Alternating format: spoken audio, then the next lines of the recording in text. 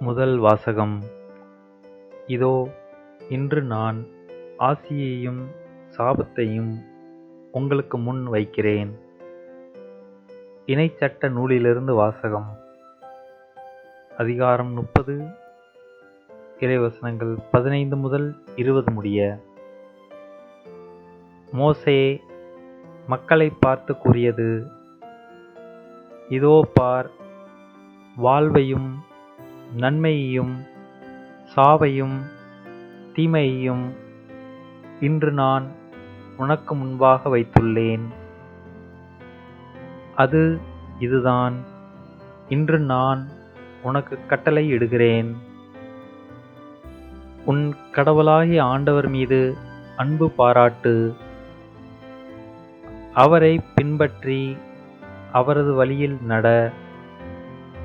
அவரது கட்டளைகளையும் நியமங்களையும் முறைமைகளையும் கடைபிடி. அப்போது நீ வாழ்வாய், நீ பலுகுவாய்.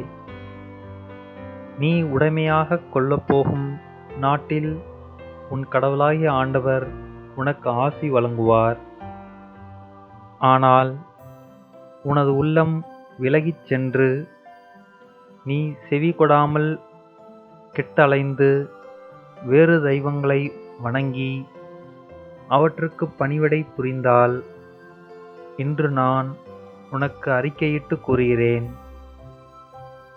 நீ நிச்சயம் அழிந்து போவாய். நீ உரிமையாக்கிக் கொள்ளுமாறு யோர்தானை கடந்து சென்றடையும் பூமியில் உன் வாழ்நாள் நீடித்திருக்காது. உன்மேல் இன்று நான் விண்ணையும் மண்ணையும் சான்றாக அழைத்து, வாழ்வையும் சாவையும் ஆசியையும் சாபத்தையும் உனக்கு முன் வைக்கிறேன். நீயும் உனது வழித்தோன்றல்களும் வாழும் பொருட்டு வாழ்வை தேர்ந்து கொள். உன் கடவுளாகிய ஆண்டவர் மீது அன்பு பாராட்டு. அவரது குரலுக்கு செவிகொடு. அவரையே பற்றிக்கொள். ஏனெனில் அவரே உனது வாழ்வு, அவரே உன் நீடிய வாழ்வு. அதனால் ஆபிரகாம், ஈசாக்கு, யாக்கோபு என்னும் உன் மூதாதையருக்கும் கொடுப்பதாக ஆண்டவர் ஆணையிட்டு கூறிய நாட்டில் நீ குடியேறுவாய். இது ஆண்டவரின் அருள்வாக்கு. இறைவா, உமக்கு நன்றி.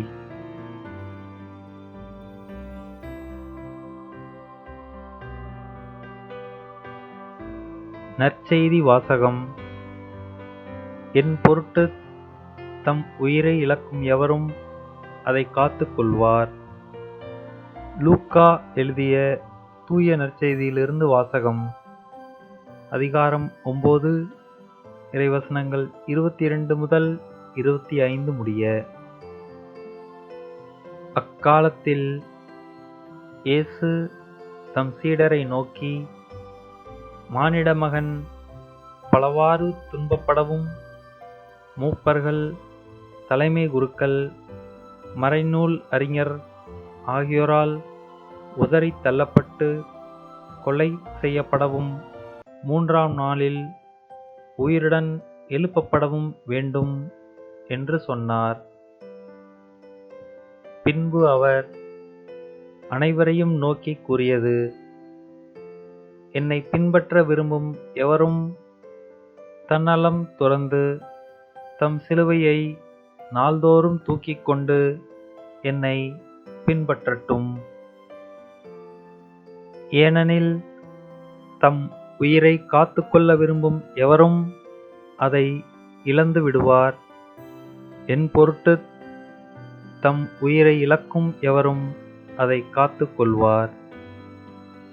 ஒருவர் உலகம் முழுவதையும் தமதாக்கிக் கொண்டாலும் வாழ்வையே இழப்பாரெனில் அவருக்கு கிடைக்கும் பயன் என்ன? இது கிறிஸ்துவின் நற்செய்தி. கிறிஸ்துவே உமக்கு புகழ்.